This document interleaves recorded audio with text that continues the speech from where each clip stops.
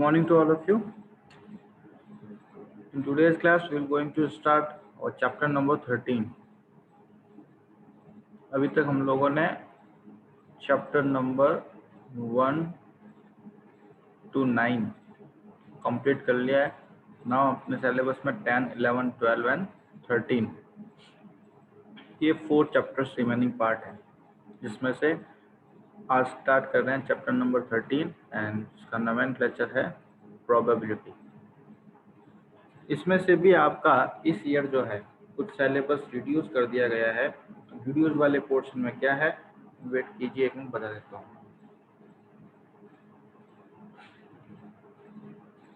जो deleted portion है वो है इसमें एक तो mean and variance, means that जहाँ कहीं आपको mean and variance find outs वगैरह करना है वो पोर्शन आप लोगों को नहीं करना है. और एक साथ ही साथ है probability distribution. Probability binomial probability distribution.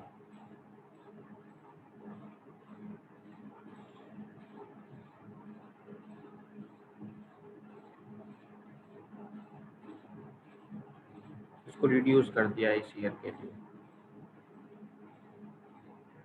Okay, तो ये चीज़ें हमें नहीं करनी है. इसके अलावा रिमेनिंग जो भी पार्ट्स होगा वो हमें करना होगा. मीन एंड वेरिएंस और बाइनोमियल प्रोबेबिलिटी डिस्ट्रीब्यूशन, ये वाली चीज़ हमने को नहीं करनी. तो first of all in exercise 13.1 we'll have to discuss conditional probability.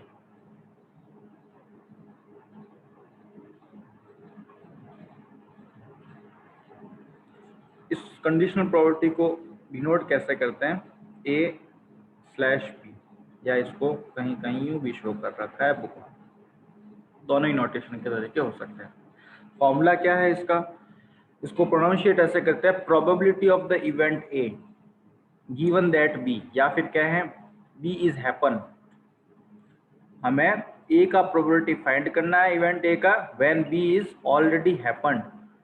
तो इस केस के अंदर किस फॉर्मूले से हम लोग फाइंड आउट करेंगे, probability of A intersection B upon probability of B.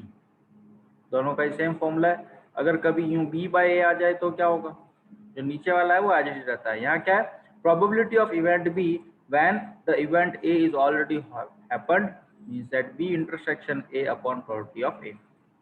ये तो है डायरेक्ट फॉर्मूला, बट इसका मीनिंग क्या है ये मैं आपको थ्रू वन एग्जांपल समझाने की ट्राई करता हूँ. जैसे आपको 2 कॉइन्स का टॉस करना है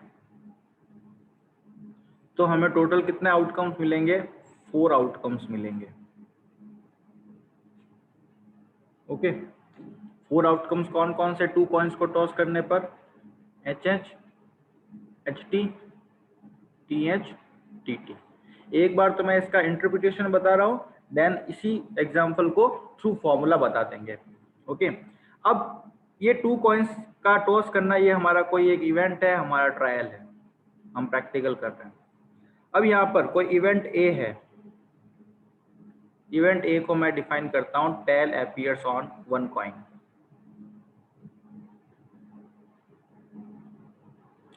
तो यहाँ से बताएं जरा, टेल अपीयर्स ऑन 1 कॉइन में कौन कौन से केस है, HTTH. ओके, B एक इवेंट है, एटलीस्ट 1 टेल अपीयर्स. तो एटलीस्ट 1 टेल में कौन कौन से इवेंट होंगे, मीन्स दैट कम से कम 1 टेल होना चाहिए, TH, HT और TT. ज़्यादा से ज़्यादा कितने भी टेल चल सकते हैं, बट लीस्ट 1 टेल होना ही चाहिए. तो ये हमारे पास टोटल 3 आउटकम्स बनते हैं इस B इवेंट के. तो अब अगर हम प्रैक्टिकली देखें तो probability of A by B का मीनिंग क्या है, पहले B को करवाओ. मीन्स दैट जो आपने 2 कॉइन्स टॉस किए हैं उसमें से B वाला इवेंट आप लोग परफॉर्म कर चुके हैं. मीन्स दैट अब आपके पास टोटल आउटकम्स कितने हैं, ये अब आप एज ए टोटल आउटकम्स काम करेगा. तो जैसे ही आपने 4 आउटकम्स में से ये B वाला इवेंट परफॉर्म किया, you have total 3 events. Okay, 3 favourable outcomes. अब इन आउटकम्स में से ए इवेंट का होने का प्रोबेबिलिटी कितना होगा। तो बताओ यहाँ पर इसमें से और इसमें से कॉमन कितने मिल रहे हैं, 2 चांसेस है कॉमन मिलने के। तो इस इवेंट की प्रोबेबिलिटी कितनी होगी, 2/3। ये तो हुआ देखो फेवरेबल, क्यों, क्योंकि ये 2 केसेस इसमें कॉमन है और ये है यहाँ पर नीचे टोटल आउटकम। अब मैं इसको बाय फॉर्मूला आप लोगों को समझाने की ट्राई करता हूँ। फॉर्मूले के according probability of A by B क्या होगा, probability of A intersection B upon probability of B. A intersection B की प्रोबेबिलिटी मींस दैट ये ए इवेंट और बी इवेंट दोनों में कॉमन कौन पोर्शन मिल रहा है, H T T H.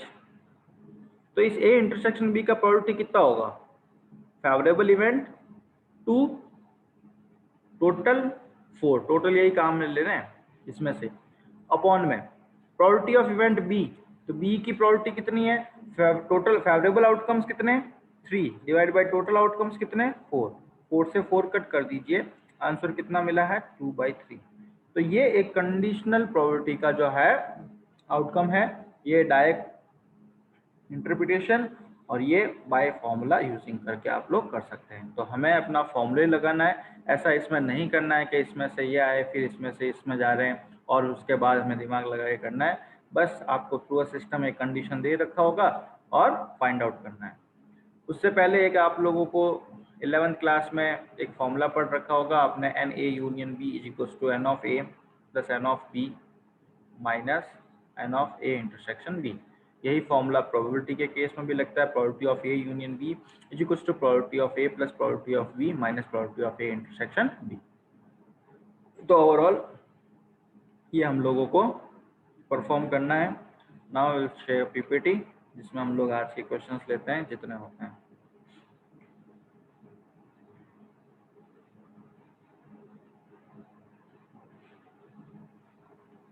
Chat box में नाम लिख दीजिएगा जो भी प्रेजेंट है। Okay,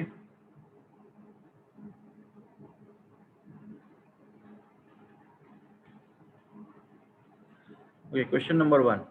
Given that E and F are the events such that probability of E is equals to 0.6, probability of F is equals to 0.3 and probability of E intersection F is equals to 0.2. We have to find PE by F. E probability of event E given that F.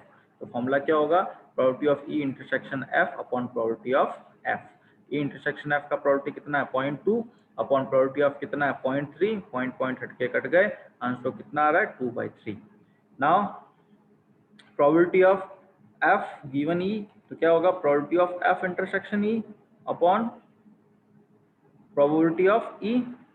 तो F intersection E को E intersection F को बात तो same ही है, means that 0.2 upon probability of E कितना है 0.6, point हटाइए 2 की टेबल 3 टाइम्स, तो आंसर कितना आया 1/3।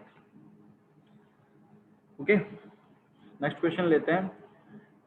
We have to compute probability of A given that B if probability of B is equals to 0.5 and probability of A intersection B is equals to 0.32. Directly formula based है, probability of A intersection B upon probability of B 0.32 upon 0.5, point हटाया 10, यहाँ point हटाया 100, 10 cut, बाकी अभी cut शायद ही होगा 32/50, 2 की table 16 time, 2 की टेबल 25 टाइम, तो आंसर मिलता है 16/22।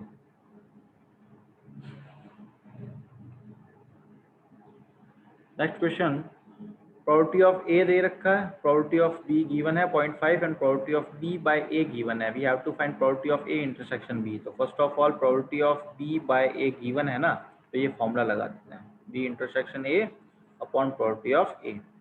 Probability of B by A given है कितना है 0.4, ये हमें फाइंड करना है ए इंटरसेक्शन बी को या बी इंटरसेक्शन ए को। प्रोबेबिलिटी ऑफ ए की वैल्यू भी गिवन है 0.8, तो probability of A intersection B कितना हो जाएगा 0.8 इंटू 0.4, 0.32। जैसे ही probability of A intersection B आया, अभी आपसे पूछना चाह रहा है A by B second part, तो A given B, probability of A intersection B upon probability of B. A intersection B क्या होगा फाइंड आउट कर रखा है, अभी अभी किया फर्स्ट पार्ट में 0.32 और प्रोबेबिलिटी ऑफ बी कितना है 0.5। ठीक है, पॉइंट हटाया 10 100 0 0 कट 32/50। इसको ओवरऑल सॉल्व कर लो तो 16/25 और सिंस ये पॉइंट्स में चल रहे हैं तो डिवाइड कैसे ही करोगे, आंसर कितना आएगा 0.64। Now last part probability of A union B find करना है। तो फॉर्मूला क्या होगा, probability of A plus probability of B minus probability of A intersection B. तो ए फाइंड आउट दे रखा है given 0.8, probability of B 0.5 minus A intersection B अभी फर्स्ट पार्ट में किया 0.32। तो इन दोनों को ऐड करके 0.32 को सब्ट्रैक्ट कीजिए, आंसर 0.68।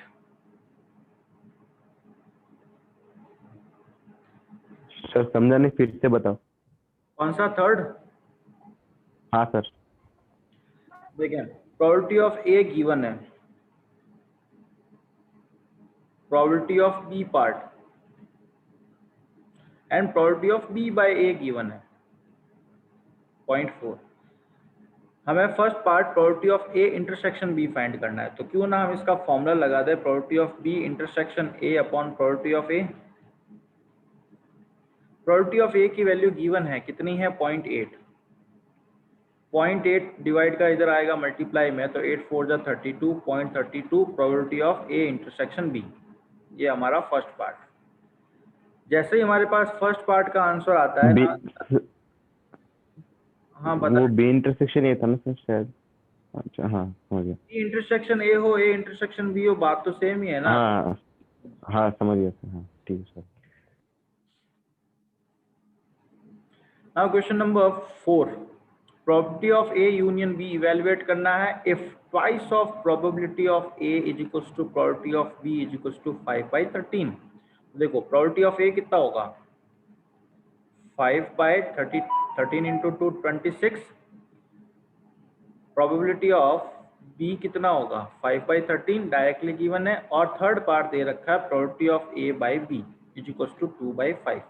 देखो ए है बी है और probability of A by B पड़ा है, तो हम फॉर्मूला लगाते हैं probability of A by B का क्या होगा, probability of A intersection B upon probability of B. Value कितनी है 2/5।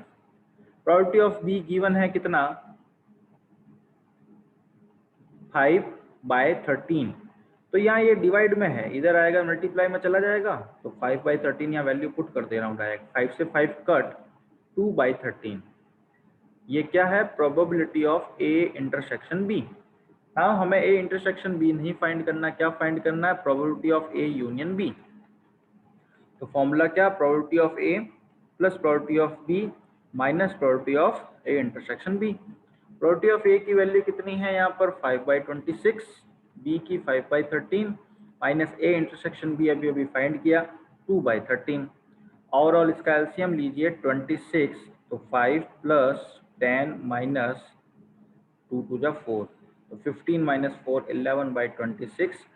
ये क्वेश्चन को कंप्लीट कर देता है।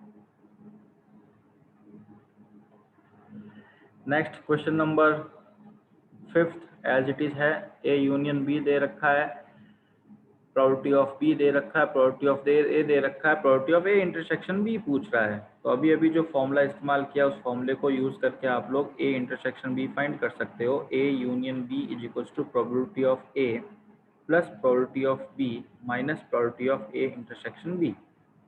ए यूनियन बी की वैल्यू 7/11, ए की value 6/11, probability of B 5/11 and A intersection B we have to find.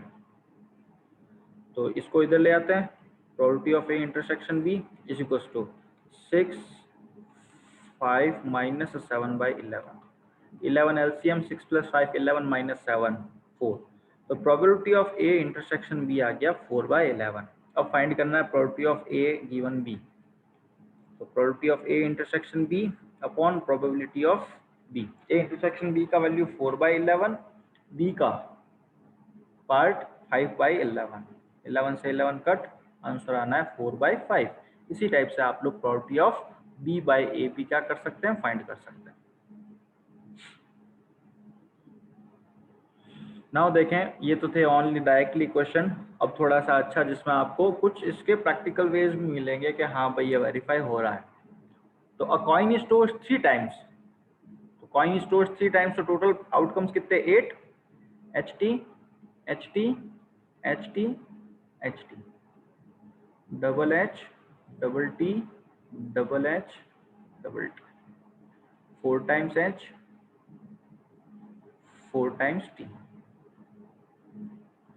ये टोटल हमारे पास आउटकम्स कितने 8। अब देखना विदाउट फॉर्मूले करके ट्राई करेंगे एक बार। इवेंट ई क्या है? इवेंट ई है हेड ऑन थर्ड टोस। तो कौन कौन से इवेंट ई के अंदर हेड ऑन थर्ड टोस? एक तो ये है ट्रिपल एच और एच टी एच और टी एच एच और टी टी एच। यानी अगर आप इस 8 आउटकम्स में से ई को परफॉर्म पहले कर देते हैं, सॉरी ई इवेंट देखें तो इसका है ये, और एफ इवेंट देखते हैं जो कि गिवन में होगा, ई बाय एफ फाइंड आउट करना होगा। तो यहाँ तो आपको सिर्फ क्या करना है, सैंपल स्पेस ही लिखना है, किसी की प्रॉपर्टी फाइंड नहीं करनी है। चलिए करवा देते हैं अभी। एफ एफ क्या है? Head on first 2 tosses, head on first 2 tosses, तो ये इसमें होगा शामिल। नेक्स्ट ये भी होगा इसमें शामिल, ये नहीं है, ये नहीं है, ये भी नहीं है, ये भी नहीं है, ये भी नहीं है, ये भी नहीं है। ओके, तो अब हम अगर यहाँ पर बाय द वे यहाँ तो सिर्फ इवेंट लिखने के लिए ले रखा है सैंपल स्पेसेस, मगर अगर आपको probability of E by F find out करना हो तो देखें होगा क्या, पहला probability of E intersection F upon probability of F, ये तो फॉर्मूले से।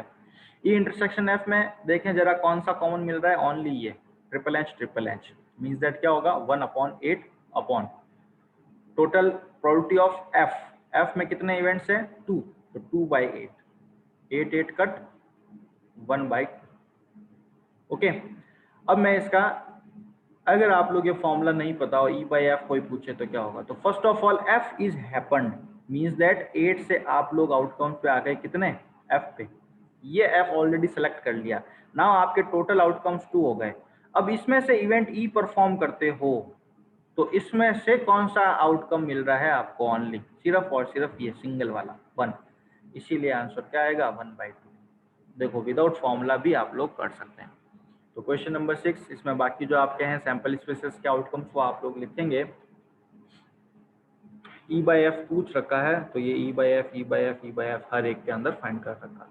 तो आप ये डायरेक्ट नहीं करेंगे, ध्यान रखेंगे कंप्लीट जैसा वे में पीपीटी में लिख रखा है उसी टाइप से लिखेंगे। ई क्या है, एफ क्या है, ई इंटरसेक्शन एफ क्या है, then probability of E intersection F क्या होगा, प्रोबेबिलिटी ऑफ एफ क्या होगा, देन फॉर्मूला यूज करेंगे एंड देन उसको अप्लाई करेंगे। तो जैसे क्वेश्चन नंबर 7 करके देखते हैं, 2 कॉइन्स आर टोस्ट, तो क्या होगा H H H T T H T T, ये total outcomes. Event E tail appears on 1 coin, तो कौन सा होगा एच टी टी एच, तो यहाँ पर लिख दो बोले डायरेक्टली पहले, प्रोबेबिलिटी ऑफ ई कितना होगा 2/4 means that 1/2। Next F event क्या है, 1 कॉइन शोज हेड, तो 1 कॉइन शोज हेड, इसमें भी 2 ही होंगे एच टी टी एच, तो प्रोबेबिलिटी ऑफ एफ भी कितना होगा 2/4 ही होगा 1/2। तो हमें क्या फाइंड करना है, जैसे ई intersection F, sorry probability of E by F find करना होगा, तो क्या होगा probability of E intersection F upon probability of F. देखो ई इंटरसेक्शन एफ में क्या है, दोनों ही कॉमन है एच टी टी एच, तो probability of E intersection F भी क्या होगा 2/4 1/2, जो फॉर्मूले में यूज आ रहा है वो पढ़ लो, 1/2 अपॉन 1/2, दोनों कट हो गए, वैल्यू मिल गई 1 and that completes the question. Okay, इसी टाइप से इसका जो सेकंड पार्ट है वो आप लोग करेंगे खुद से। Next question number 8, a die is thrown 3 times, तो ध्यान रखेंगे 216 आउटकम्स मिलेंगे, इतने लिखने नहीं है, क्लियर। ई में क्या है 4 appears on the third toss, third toss पे 4 अपीयर्स होना, तो ये जो है 4 4 4 4 4 4 4 4 4, ये इवेंट्स टोटल कितना आएंगे यहाँ पर, नंबर्स ऑफ काउंटिंग करोगे तो देखो तीसरा तो ये सेम है, इसको हटाओ भले, कितने हैं 1 1 1 2 1 3 1 4 1 5 1 6 यानी 6 ये 6 ये 6 ये 6 ये 6 ये। तो टोटल अभी ई इवेंट के अंदर कितना आ रहा है? 36 इवेंट्स आ रहे हैं। तो प्रोबेबिलिटी ऑफ ई कितना होगा? 36/216। तो अगर मैं इसको 6 की टेबल से कट करूँ तो 36 6 6 36 शायद 1/6 होगा। नेक्स्ट एफ क्या है? 6 and 5 appears respectively on first two tosses, यानी फर्स्ट टू टोसेस पे 6 5 6 5 ही होना चाहिए। तो रिमेनिंग पार्ट क्या हो सकता है? थर्ड पे 1 हो सकता है, 2 हो सकता है, 3 4 5 6 ये सब हो सकते हैं। तो प्रोबेबिलिटी ऑफ एफ यानी एफ इवेंट में टोटल कितने हैं? 6/216। तो आंसर आएगा 1/36। तो पूछ क्या रहा है? ई इंटरसेक्शन एफ। तो ई इंटरसेक्शन एफ में सिर्फ और सिर्फ 6 5 4 कॉमन है। तो ई इंटरसेक्शन एफ में एक ही कॉमन है, तो क्या आंसर आएगा? 1/216। देन जो फॉर्मूला में पूछ रहा है आपको ई बाय एफ, तो ई बाय एफ इवेलुएट कर लो फॉर्मूला लगाकर। हमने जैसे फॉर्मूला लगाया 1/216/6/216, आंसर ओवरऑल मिल रहा है 1/16, 1/6। Next question number 9। Mother father and son line up at a random for a family picture. अब इनको फैमिली पिक्चर कैप्चर करवाना है। ई क्या है? सन ऑन वन एंड। एफ क्या है? Father in the middle. तो सबसे पहले आप ये सोचे, अगर मदर फादर और सन है तो ये फैमिली पिक्चर कितने टाइप से क्लिक करवा सकते हैं? मदर कॉर्नर में, फादर सन यहाँ, मदर कॉर्नर में, सन फादर यहाँ। एक बार मदर कॉर्नर में हो गई आगे। नेक्स्ट फादर कॉर्नर में, मदर सन यहाँ, फादर कॉर्नर में, सन मदर यहाँ। ओके। नेक्स्ट सन को कॉर्नर में कर दीजिए, फादर मदर यहाँ, और सन को कॉर्नर में, मदर फादर यहाँ। बस इतने टाइप से ही फैमिली की पिक्चर्स ड्रॉप हो सकती है डिफरेंट पोज लेकर। ओके। नाउ इसमें से जैसे ई इवेंट है सन ऑन वन एंड, कितने इवेंट्स है जिसमें सन वन एंड में है? तो देखो एमएफएस में है, एफएमएस में है, फिर एसएफएम में है, और एसएमएफ में। 4 इवेंट्स है। तो कितना आंसर आएगा? 4/6 probability of E. Next F father in the middle, कौन कौन है? एमएफएस, एसएफएम, बस 2 ही है। तो प्रोबेबिलिटी ऑफ एफ क्या होगा? 2/6। नेक्स्ट ई इंटरसेक्शन एफ, तो एमएफएस कॉमन मिल रहा है, एसएफएम भी कॉमन मिल रहा है, 2 कॉमन मिल रहे हैं। तो probability of E intersection F क्या होगा? 2/6। फाइंड क्या करना है? Probability of E by F. तो probability of E intersection F upon probability of F, दोनों का इंटरसेक्शन में कितना है? 2/6 अपॉन प्रोबेबिलिटी ऑफ एफ कितना है? 2/6। दोनों कट हो गए, कंप्लीट आंसर 1। तो हमें इसके एप्लीकेशन आप अगर सोचना चाहें डायरेक्टली विदाउट फॉर्मूला तो भी सोच सकते हैं। तो ये आपको बता देंगे कि भाई क्यों हो रहा है। क्वेश्चन नंबर 10 आप लोग खुद से करेंगे, 2 डाइसेस को थ्रो करके कर रखा है, तो 10th क्लास में आप लोग करते हैं वही है। ओके। क्वेश्चन नंबर 11 लेते हैं, एक पार्ट करता हूँ इसका। A fair die is rolled, तो टोटल इवेंट्स क्या होंगे? 1 2 3 4 5 6। ई इवेंट है 1 3 5, एफ है 2 3, एंड जी है 2 3 4 5। ये इवेंट्स गिवन है। करना क्या है? First of all probability of E by F find करना है। Probability of E by F, तो क्या होगा? Probability of E intersection F upon probability of F. बताइए जरा ई इंटरसेक्शन एफ में कितने कॉमन है? तो आंसर है सिर्फ और सिर्फ 3 कॉमन है। तो ई इंटरसेक्शन एफ का प्रोबेबिलिटी क्या होगा? 1/6 upon probability of F, F में क्या है? 2, तो 2/6। 6 से 6 तो गया, आंसर कितना आना है? 1/2 probability of E by F. इसी टाइप से F by E find out कर सकते हो, आप लोग कीजिएगा। नेक्स्ट है probability of E by G, तो probability of E intersection G upon probability of G. E और जी में क्या क्या कॉमन है? तो 3 कॉमन है और 5 कॉमन है, 3 5 दोनों में ही कॉमन है, means that 2/6। Next probability of G, G में क्या है? 4, 4/6। 6 से 6 तो गया, 2/4 1/2। तो ये आपका आंसर आता है प्रोबेबिलिटी ऑफ ई बाई जी। इसी टाइप से probability of G by E भी फाइंड आउट कर सकते हो। लास्ट वन पार्ट है probability of E union F upon G में। देखो क्या होता है probability of E union F, ये तो है ही इंटरसेक्शन G। न्यूमरेटर में क्या आता है probability of numerator and denominator दोनों, अपॉन में क्या है प्रोबेबिलिटी ऑफ G। तो पहले हम लोग यहाँ E union F intersection G करके देखते हैं। E union F intersection G, E union F कीजिए, क्या आएगा 1 3 5 और 2 इंटरसेक्शन विद G 2 3 4 5। क्या क्या कॉमन मिल रहा है 2 3 5 2 3 5, टोटल 3 इवेंट्स कॉमन मिल रहे हैं, means that 3/6 upon probability of G में कितना है 4/6, 6 से 6 कट 3/4। ये हमारा इसका फर्स्ट पार्ट का, सेकंड पार्ट आप लोग करेंगे खुद से।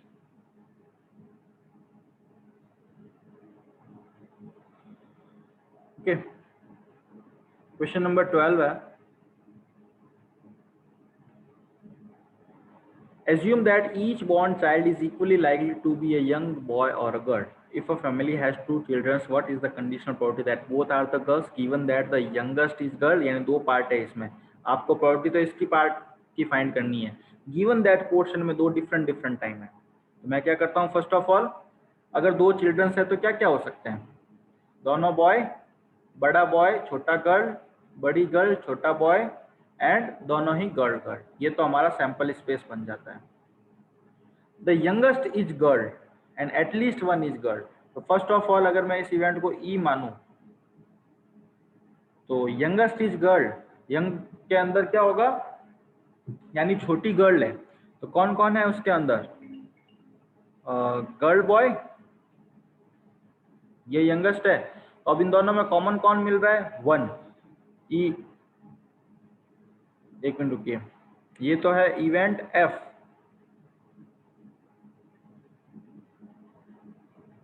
और कंडीशनल प्रोबेबिलिटी किसकी फाइंड करनी है, what is the conditional probability that both are the girls, means that E के अंदर कौन शामिल होगा, बोथ आर द गर्ल्स में जी जी। तो यहाँ अगर हम लोग ई इंटरसेक्शन एफ की देखें तो कॉमन आप लोगों को कुछ भी ना मिलेगा। यंगेस्ट इज गर्ल के अंदर जी जी भी तो यंगेस्ट है, ये सेकंड वाला भी आ जाएगा, तो एक कॉमन मिल रहा है, तो 1 कॉमन मिल गया।